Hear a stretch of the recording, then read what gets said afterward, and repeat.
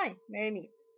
So they now requested a video about familiars, and I thought I would make one.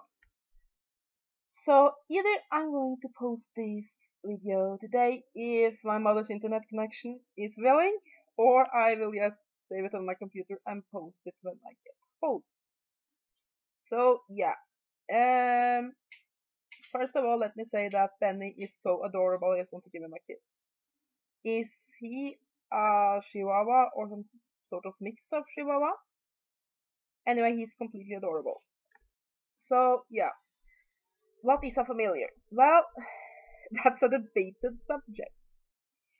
Basically, in the old folklore, uh, what many people that prosecuted witches believed was that witches made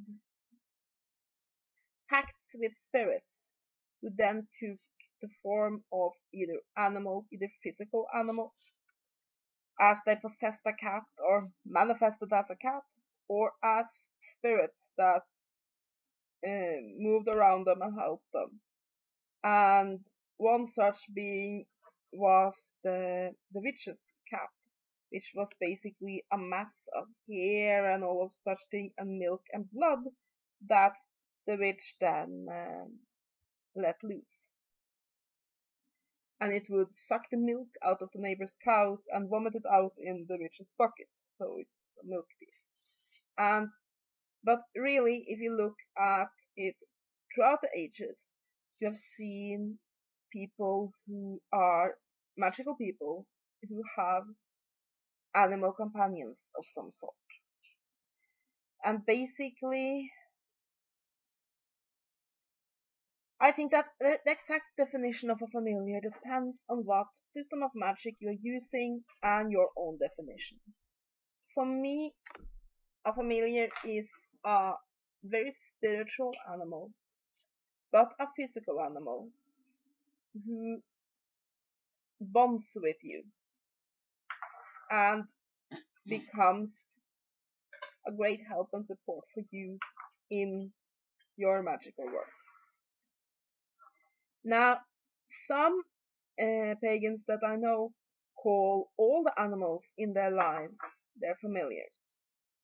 And while I will not say that they are wrong, because if that is right for them to define it as such, it's right for them. It is not the way I define it. And I think it's very much up to the animal. I have a cat. Her name is Maud. She is the cutest little thing I've ever seen. And I tried for years to make her my familiar. I tried to do rituals with her to bond her to me, but we never really got that connection. Now she is a very spiritual animal, and I do call her my spiritual animal companion because she does teach me a lot. And I have made a video about that and the difference between, in my views, between an animal, animal's spiritual companion and a familiar, and I will uh, post a link to that video below. But to me, a familiar is an animal that will help you in your work. And many people are familiar says that their animal will sit in the circle with them. If they do energy work, the animal will come and sit by them, and so on and so forth. It is an animal you have a very great connection with. So I think it's very much up to you. Do your dog feel very connected to you? Does he seem very interested in your spiritual work? If you are doing a ritual, is he a disrupting elements? Does he bark at the door and so on? Or do he sit in a corner and you can sort of feel his energies blend with yours, or he even sits in your circle and so on? If so, then chances are he is your familiar or good on his way to become one.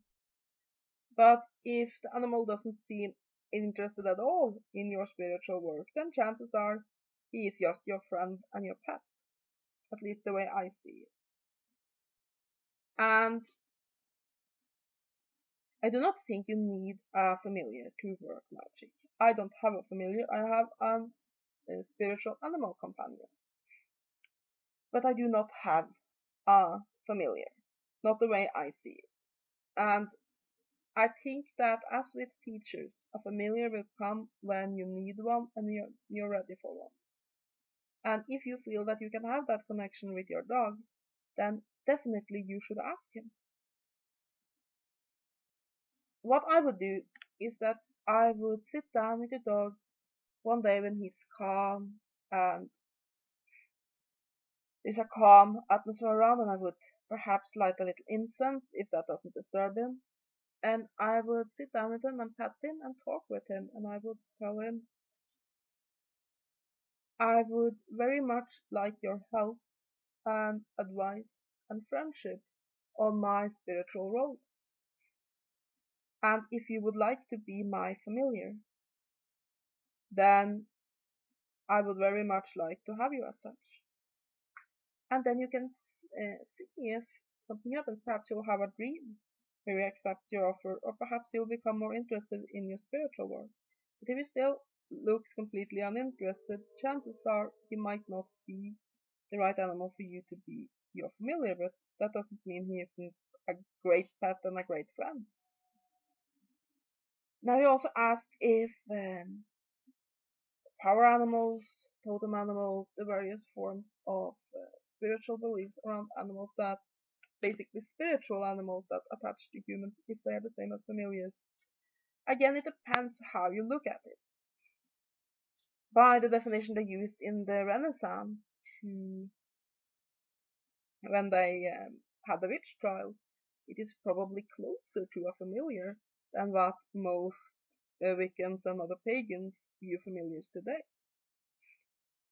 But to me, those are more like guides and helpers. I mean, I have some animals that I have particular connections with. I have a dog that he was my first dog. His name was Shaku. And I see him around me and I can feel his presence at times. And I think he is one of my helpers, one of my guides. I don't think he's my familiar. To me, he's a guide. And I also, when I have done various meditations to meet my spiritual animal and so, I very often see a bear. And I also had an experience when I was very young, when I stood and watched myself in the bathroom of my grandparents, and I watched myself. Well, I was visiting my grandparents, and I watched myself in the mirror, and suddenly my face started morphing into that of a snake, and I felt very close to snakes ever since. So yeah, I think that, like again, like I said, it depends very much about how you look at it. For some people, a totem animal, or a spiritual animal, or an animal who is a guide like my Shaco, would be a familiar. While I separate these beings that are around you into various categories, so for me, a familiar is a physical entity. To me, a familiar is an animal, a living physical animal that you can physically touch, that bonds with you and help you in your magic. While your spiritual animal is an animal archetype that you connect with.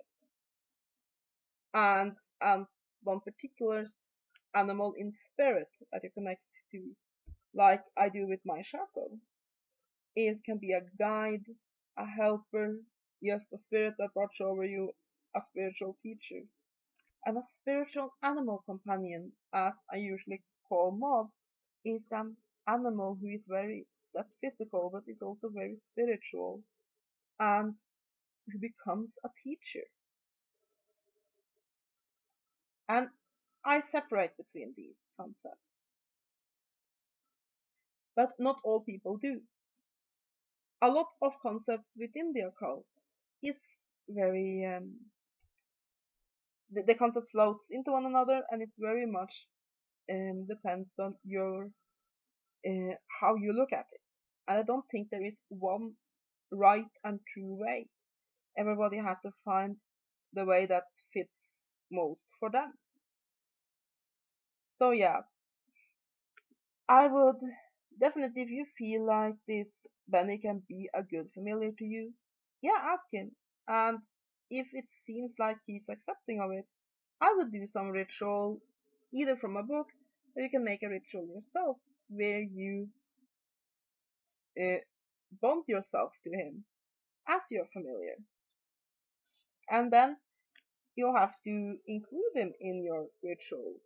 Um, you might even have to train him to sit still while you do your ritual. Sit still within the circle and be of help to you while you do your magic.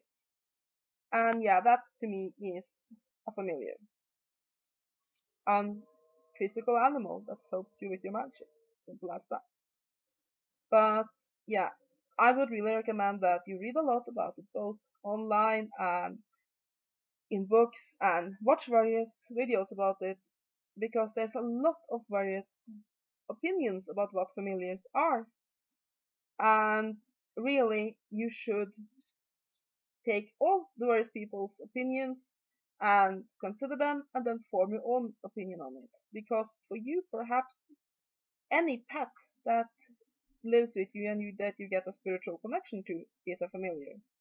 To you, perhaps only spirits are familiars. Or perhaps to you, there is no difference between a familiar and a spirit guide who is an animal, or a totem animal, or a spiritual animal, or your power animal. Everything, if it's spiritual and it's an animal, it's a familiar. I mean,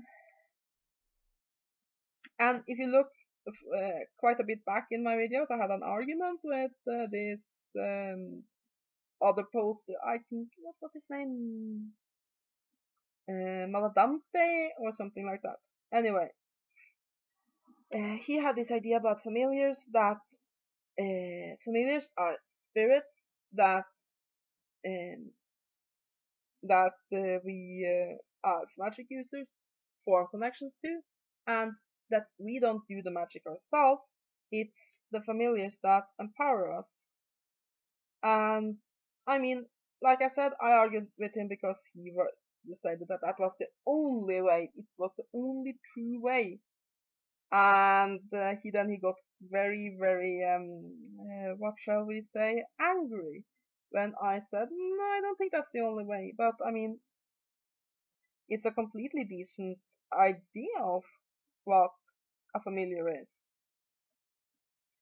So if you want, you can also go back and check out those videos.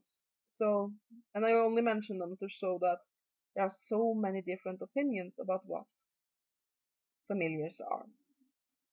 So yeah, I think I will end this video now, because I'm not sure if my mother's internet connection can upload something that long. So if you have further questions about this, just ask me and I will get a video to you as soon as possible. Have a great day. Give Benny a kiss for me. Blessed be.